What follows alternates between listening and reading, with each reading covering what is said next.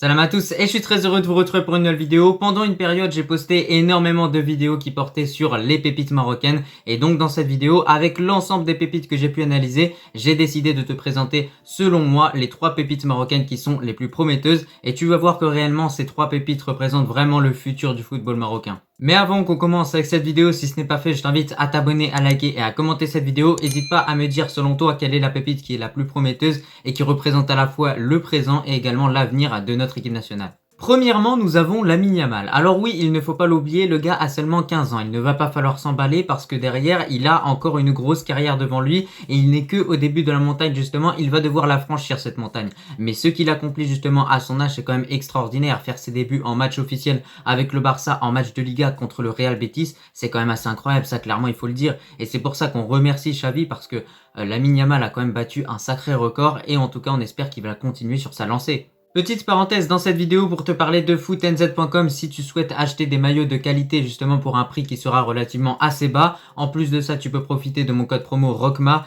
qui t'offre moins 10% au niveau de ta commande. Donc tout se passe en description pour ceux qui sont intéressés. Et là du coup ils m'ont donné ce magnifique maillot du Canada. Vraiment moi je peux vous dire qu'au niveau du rapport qualité-prix, on est vraiment sur un 10 sur 10. Et en tout cas il y a déjà plusieurs abonnés qui ont commencé à commander. Je les remercie vraiment. En plus de ça ils sont passés par mon code promo. Donc n'hésitez pas à commander pour ceux qui ont envie d'avoir un maillot du Maroc ou même un maillot du Real, enfin bref. Donc pour reprendre par rapport à Lamine Yamal, comme on l'a dit, ce qu'il a accompli à son âge justement à 15 ans, jouer un match en tant que joueur au FC Barcelone, c'est juste exceptionnel, vraiment, il faut le dire très clairement. Et du coup, quand même, ce qui est assez fou, c'est que durant ce match contre le Betis, le joueur aurait pu marquer justement un but. Et alors là, je pense que ça aurait été l'explosion de joie justement. On se serait dit que ça y est, c'est le nouveau Messi, c'est le nouveau Ronaldo. Mais en tout cas, on espère qu'il va continuer sur cette lancée parce qu'il est bien parti et il a encore beaucoup de temps devant lui justement pour prendre les étapes une à une et justement monter petit à petit dans sa carrière. Mais d'ailleurs, étant donné que le Barça a une place de leader plutôt confortable en Liga, étant donné que le Real Madrid est assez loin quand même, on va pas se mentir,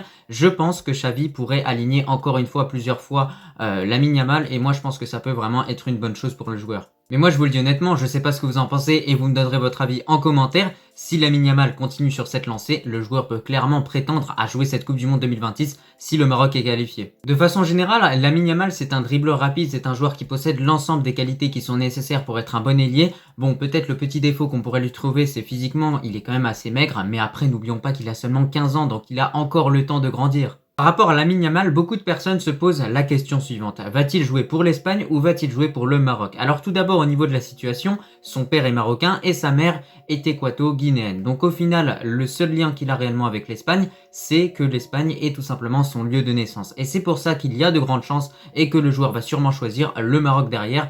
Bon, le Maroc a déjà montré énormément d'intérêt pour le joueur et donc je pense que clairement il se dirigera vers les Lions de l'Atlas. Avec l'ensemble des propos que je viens de tenir, je pense que tu le sais, Lamine Yamal est clairement un joueur d'avenir pour le Maroc. Bon, maintenant attention, il faut clairement pas s'emballer par rapport à ce joueur-là parce qu'il y a déjà certains joueurs marocains qui ont flop comme par exemple Hachim Mastour. Donc c'est pour ça qu'on espère que Lamine Yamal ne sera pas un Mastour 2.0. Ensuite, nous avons Bilal El Khannous. Alors ce joueur-là, je trouve qu'il représente à la fois le présent et le futur du Maroc au vu de ses dernières performances. On l'a vu contre le Brésil, le joueur, ce qu'il a montré sur le terrain, ça a vraiment été très intéressant. Et en plus de ça, avec les blessures à répétition de la part de Selim Amala, moi je vous le dis honnêtement, Bilal El Khannous, malgré son jeune âge, c'est un joueur qui pourrait prétendre à devenir titulaire en équipe nationale. Et pourquoi pas, on pourrait le voir en tant que titulaire pour cette CAN 2024. En plus d'être bon en équipe nationale, Bilal El Khannous réalise également de bonnes performances du côté de Genk où là-bas il est tout simplement un titulaire indiscutable et il va potentiellement sûrement remporter le championnat belge durant les prochains mois.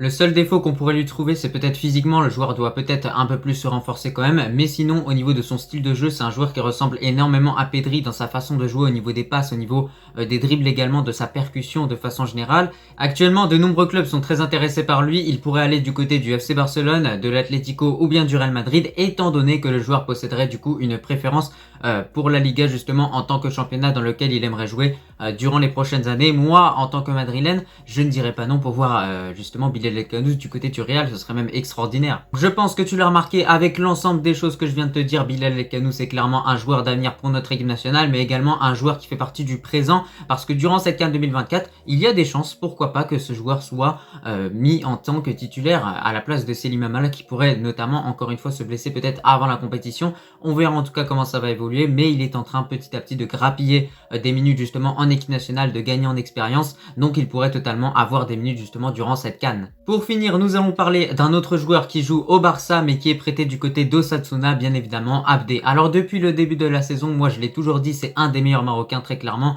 Alors malgré le fait que statistiquement c'est pas non plus extraordinaire ce qu'il propose, il n'a pas marqué 10 buts, il n'a pas délivré 10 passes décisives au total, ça n'empêche pas que sur le terrain ce qu'il apporte à cette équipe d'Osasuna, c'est vraiment unique. Et grâce à ses dribbles, grâce à sa percussion, grâce à sa vitesse, il apporte beaucoup à cette équipe et il change carrément cette équipe offensivement. Il lui permet d'avoir vraiment beaucoup d'options et derrière de se créer clairement des occasions, et c'est ça qui compte en fait. Et en plus de faire tout ça, parfois le joueur arrive carrément à être décisif en marquant des buts importants, mais également en délivrant des passes décisives à certains moments qui sont quand même assez pas mal. La saison prochaine, le joueur jouera du côté du FC Barcelone, et en tout cas ce qu'on peut dire actuellement, c'est que Xavi compte sur lui justement, étant donné qu'au vu de ses dernières déclarations, le coach espagnol souhaiterait du coup faire confiance aux Marocains. Il a dit qu'il était heureux de voir justement comment Abdé avait évolué et qu'il a réellement mûri de façon générale. Donc très clairement, qu'est-ce que ça annonce?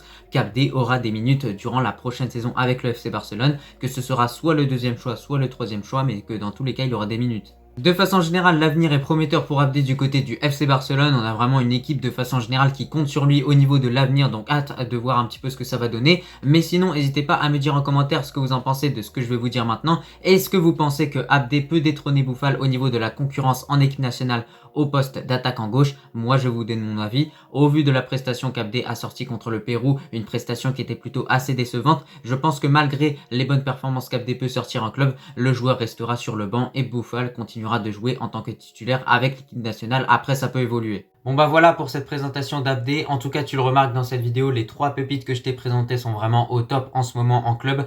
Comme on l'a dit, Lamine Yamal a effectué ses débuts avec le Barça à 15 ans, c'est vraiment du jamais vu, donc c'est juste extraordinaire. Ensuite, du côté de Genk, on a Bilal El Khanous qui est vraiment titulaire là-bas et qui s'est imposé et qui fait partie des meilleurs joueurs justement de cette équipe et qui va continuer de progresser, on lui souhaite en tout cas. Le club a également la volonté, je ne l'ai pas précisé tout à l'heure, de lui offrir un bon transfert par la suite. Et enfin, on a Abdé qui continue de performer à Osasuna et qui va pouvoir jouer à l'avenir pour le Barça. Bon bah écoutez, c'était tout pour cette vidéo. Tu l'as vu, je t'ai présenté au total les 3 pépites marocaines qui selon moi sont les plus prometteuses parmi l'ensemble des pépites marocaines qui peuvent exister. Donc on a Lamine Yamal, Abdé et également Bilal El Khanous. Je te remercie si tu as regardé cette vidéo dans son entièreté et moi je te dis à la prochaine.